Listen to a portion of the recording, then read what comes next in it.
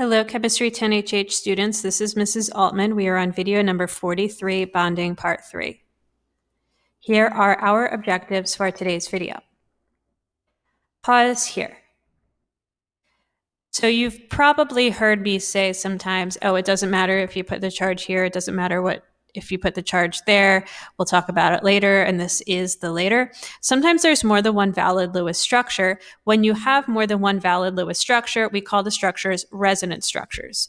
The reason why this is important is because the true structure is actually a hybrid of the resonance structures. So I have an example here. This is benzene. And to you, it probably just looks like I rotated the two things. And you wouldn't be wrong. It's just a rotation. But what actually ends up happening is rather than having single, double, that alternating sort of structure within the ring, that double bond is actually delocalized, which means that there's a partial double bond over all 6 of those carbon-carbon bonds. And that makes this incredibly stable. That's called aromaticity in organic chemistry. You don't need to know that, but I'm just pointing out one of the applications of this. And the more resonance structures something tends to have, in general, the more stable that it is. Pause here. All right, I'm going to flip over to the image so you can see if you did it correctly. So it's kind of hard to do this on a Google drawing. So here's 3 possible ones for carbonate. It's really just the same thing rotated 3 times, but this is important because the charge is delocalized and the double bond is delocalized, which is why carbonate is a pretty stable polyatomic ion.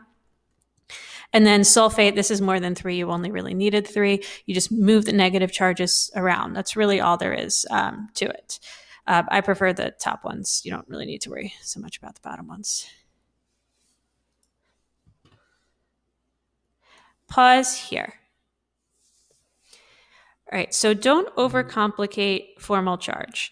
Formal charge is a fancy way of just saying the regular charge. So if you've been able to figure out the charge all the time just by being like, oh, it has an extra electron, or it doesn't have, like, has one fewer electron than I would expect, feel free to use that. There is a mathematical sort of way you can approach it too, which formal charge being the difference between the number of valence electrons we expect and then the number of electrons it has in the molecule, with bonds counting as 1 valence electron and lone pairs counting as 2. But again, if you don't need to approach this from a mathematical perspective, there's no need to do so. Pause here. Right. Sometimes with resonance structures, you will have ones where you can actually choose where to put a negative or a positive charge, say on oxygen versus nitrogen. Things will be more stable when the formal charge are as close to 0 as possible. That just makes sense. But as a general statement, negative formal charges should be on the more electronegative element, which again also makes sense. So everything we've looked at thus far that has had, say, 3 or more resonance structures that were more or less equivalent, but that's not always the case. Sometimes resonance structures are different from one another.